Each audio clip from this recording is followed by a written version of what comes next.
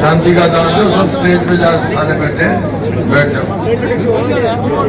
सोनीपत हल्का से हमारी कांग्रेस पार्टी के उम्मीदवार माननीय सतपाल ब्रह्मचारी जी और हमारे साथी वरिष्ठ नेता और सीनियर विधायक गोहाना से तो जगवीर सिंह जी और सफीदों से विधायक हमारे साथी सुभाष जी और बड़ौदा से विधायक इंदुराज जी व सभी पूर्व विधायकगण व स्टेज पर बैठे सभी हमारे जुलाना हल्के के व जींद के वरिष्ठ नेतागण, उपस्थित मेरे बुजुर्गों, नौजवान साथियों, मातृशक्ति, प्यारा बच्चों, पत्रकार बंधु,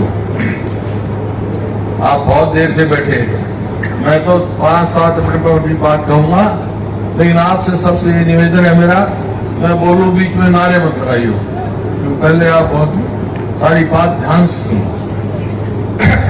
आज हम यहाँ इकट्ठे हुए हैं लोकसभा के चुनाव के लिए, और ये लोकसभा का चुनाव पूरे देश में हो रहा है और कांग्रेस पार्टी के साथ एक गठबंधन बना है और बहुत सारी पार्टी है, चाहे आप पार्टी हो, चाहे कांग्रेस पार्टी हो, चाहे आपकी समाजवादी पार्टी हो, ऐसे बहुत सारी पार्टियां हैं। ये गठबंधन बना है, उसका नाम है इंडिया अलायंस। अब सवाल इस बात का है कि क्या जरूरत थी इसकी इंडिया अलायंस की? सब पार्टी अपने आप में सक्षम थी चुनाव लड़ने की, वो क्या मकसद था इस अलायंस का? मकसद, मुख्य मकसद एक ही है कि देश का संविधान बचाना है, और संविधान बचेगा तो प्रजातंत्र बचेगी, आपके अधिकार बचेंगे। ये मकसद लेके पूरे देश में। तो यहाँ जो हमारे ब्रह्मचारी जी हैं, ये कांग्रेस के भी उम्मीदवार हैं और अलायंस के भी हैं। वहाँ मजबूत अलायंस बना है देश में, और लगता है जैसे हवा चल रही है कि केंद्र में भी केंद्र सरकार कांग्रेस की बनेगी। सवाल इस बात का है कि जैसे मैंने कहा थोड़ा ही समय लूंगा मैं, अब कुछ मैनिफेस्टो तैयार किया राहुल गांधी के नेतृत्व में केंद्र के लिए और स्टेट का अलग है। अगर केंद्र के सरकार बनेगी तो हर वर्ग के लिए, चाहे वो किसान है, चाहे युवा है, चाहे महिला है, चाहे गरीब आदमी है, उनके लिए प्रावधान किया है न्याय पत्र का।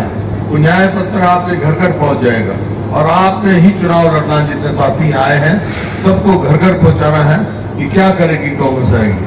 तो सबसे पहले तो केंद्र में 30 लाख 10 साल में पोस्ट खाली है सरकारी, जो नौकरी नहीं लगाई इन्होंने, कहते थे हम इतनी नौकरी लगाएंगे, 30 लाख खाली छोड़ रखी है।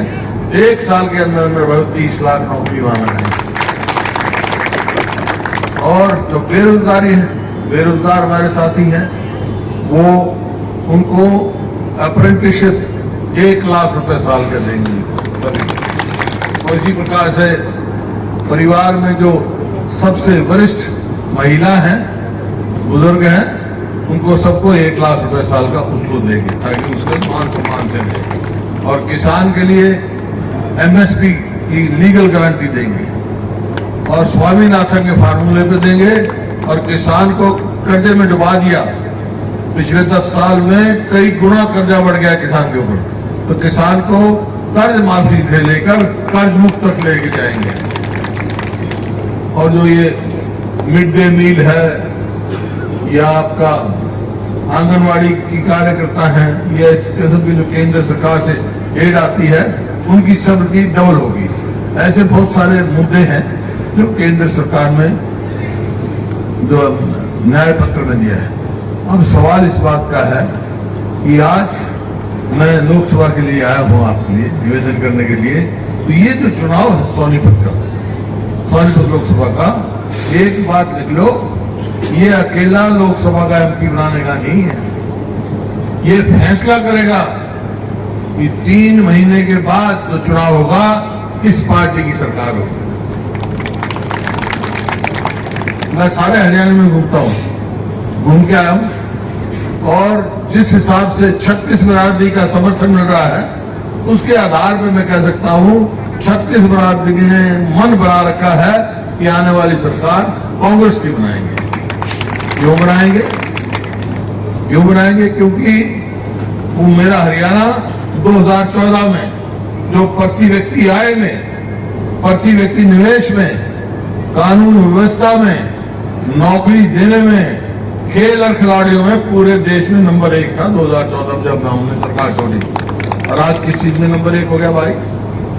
बेरोजगारी में। पूरे दिन मेरे आंकड़े नहीं है, ये प्लानिंग कमीशन के आंकड़े हैं। बेरोजगारी में, महंगाई में, अपराध में और खेल और खिलाड़ियों में तुमने देख ली। हमारी जो पहलवान बेटियां थी उनको किस प्रकार से जंतर मंतर पे घसीटा गया। मजबूर हो गई वो बैठने के लिए, आज भी मजबूर है। तो ये इस वास्ते लोगों ने मन बना लिया कि सारे वर्ग भाई इस मौजूदा सरकार से तो हैं, तो इस वास्ते कांग्रेस की सरकार बनेगी। अब सवाल इस बात का आता है, आपसे पूछ सकते हैं भाई ठीक है तो हम एमपी भी बना देंगे और कांग्रेस की सरकार भी बन जाएगी हरियाणा में, तो कांग्रेस की सरकार बनने के बाद क्या करोगे? जो हम कहते हैं वो हम करते हैं भाई। पहले भी क्या, मेरा बिजली के बिल मैं यहीं से गया था पदयात्रा से, तो जब कितना 1600 करोड़ एक कदम से माफ किए थे किसान के बिजली के बिल, और बिजली सस्ती कर गया था। आज तक इनकी हिम्मत नहीं इसको बढ़ाए। किसान को अच्छा भाव मिलता था, समय पे पेमेंट होती थी। आज किसान बर्बादी पर है।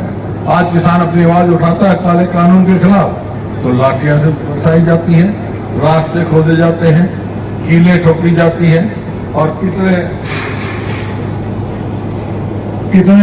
जो है किसानों की यहाँ कुर्बानियां हुई हरियाणा में, आपको मालूम है 700 से ज्यादा। तो लेकिन इसी वास्ते जो अगर सरकार बनेगी भाई कांग्रेस की, तो आज मैं कह के जा रहा हूं सरकार बनते पहला काम करेंगे अपने बुजुर्ग की पेंशन 6,000 रुपए करेंगे। 6,000 बूझेगा, 6,000 बूझ जाएगी, और गरीब आदमी की 300 यूनिट बिजली माफ करेंगे। और गैस का सिलेंडर जो 400 का था 2014 में, अब हो गया 1200 का, तो वो 500 से ज्यादा कर दिया होगा। इसी तरह जैसे मैंने कहा बेरोजगारी में नंबर 1 है हरियाणा। क्यों है? क्योंकि नौकरी लगाई नहीं। एक निगम बना दिया, कौशल रोजगार निगम। उसका क्या काम है? ना तो मेरिट उसमें, ना पक्की नौकरी उसमें, ना पेंशन उसमें, ना रिजर्वेशन उसमें, बस जो मर्जी ठेका सिस्टम कर दिया। अब तो ठेके बंद करने की बात करी थी, ये खुद से सरकार ठेकेदार बन गई, और भ्रष्टाचार व्यापक रूप पे वहां पर भ्रष्टाचार फैला, और उसका नतीजा ही हुआ 2000 पक्की नौकरी खाली बड़ी स्थान नौकरी नहीं लगाई। तो भाई अगर हमारी सरकार आएगी तो 1 साल के अंदर 2 लाख हरियाणा में, खाली 2 लाख हरियाणा में लगाएंगे। इसी प्रकार से हमने गरीब आदमी के लिए 4 लाख से ज्यादा 100 गज के प्लॉट दिए थे, डेवलप करके दिए पूरे हरियाणा में। भाई 10 साल हो गए इनको आए। एक प्लॉट बता दो, एक किसी का नाम या गांव का नाम बता दो, एक प्लॉट दिया जो स्कीम जो मैं बंद कर दी।